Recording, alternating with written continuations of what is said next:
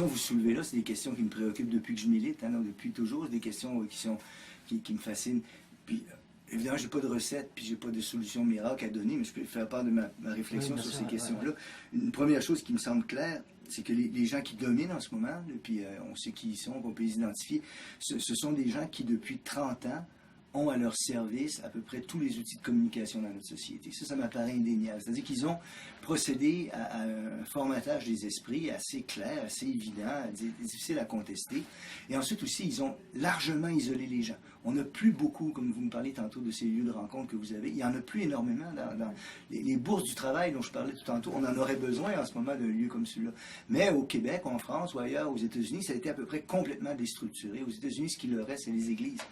Il n'y a plus de lieu où on peut communiquer, où on peut échanger. Ce qui fait que les gens se retrouvent beaucoup, c'est une conviction profonde chez moi, dans la situation suivante. C'est-à-dire qu'ils vont écouter, par exemple, le journal du soir, le journal télévisé.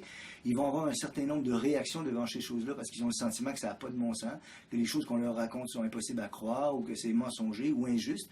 Mais le sentiment aussi d'être seul à penser ça ou d'avoir du mal à le formuler.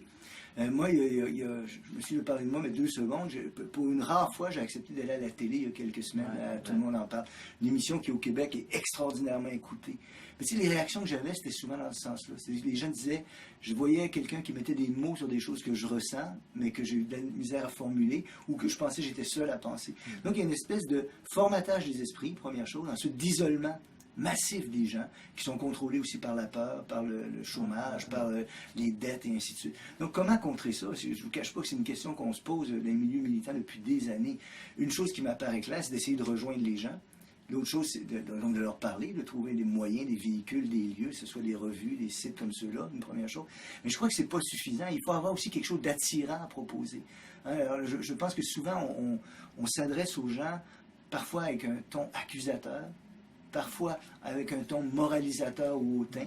Alors, je pense que c'est important d'adresser la parole aux gens en ayant quelque chose de positif à leur proposer. Pas simplement de dresser la longue et interminable liste des malheurs du monde. Souvent, ils la connaissent mieux que nous, même parfois, et d'avoir quelque chose à proposer quelque chose d'attirant et de crédible pour lequel on aura envie de se battre. Et ça paraît tout simple dit comme ça, mais c'est une lourde tâche. Par exemple, les gens vont nous demander que mettez-vous à la place du système économique qui est brisé, on en est conscient, qui ne fonctionne pas, on le voit bien, qui est injuste, c'est une évidence, mais qu'est-ce qu'on met à la place? Et là, les gens ont beaucoup moins de réponses à donner que quand il s'agit de dresser la liste des maux du système qu'on conteste. Parfois, les réponses aussi sont vraiment radicales aussi. C'est dire, ah oui, ok, on a un modèle d'une société alternative, mais c'est tellement différent de tout que c'est pourquoi aussi il ne faut pas être arrogant, il ne faut pas prétendre qu'on en sait plus qu'on en sait.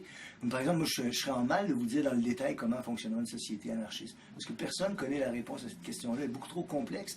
On verra en l'essayant. Mais il faut avoir des victoires progressives. Il ne faut pas avoir peur de dire on ne sait pas, mais on l'expérimentera. C'est ce qui se passe avec... par exemple, moi, vous le savez peut-être, j'ai défendu, pas comme étant la solution à tous nos maux, pas comme étant une panacée, mais comme étant une porte ouverte vers quelque chose qui mérite d'être essayé. Une économie qu'on appelle participaliste, hein, que des auteurs américains... Michael Albert, Robin Allen ont développé. Là, je dis au moins, il y a une proposition là, qui est faite, il y a une façon d'essayer d'organiser. Et on peut expérimenter avec ça. Et on le fait dans le monde. Il y a plusieurs endroits où on met sur pied des lieux de travail, des lieux de production, où on expérimente ces idées-là. On regarde ce que ça pourrait donner, d'essayer d'avoir un lieu de travail non hiérarchique. On l'essaie. On se trompe, on l'adapte pour nous. Il n'y a pas de solution définitive, il n'y a pas, en anglais, de blueprint, de plan fixé d'avance qu'on devrait suivre. Et ça, je pense que c'est encourageant, c'est des choses qu'on devrait multiplier. Malheureusement, il s'en fait très, très peu.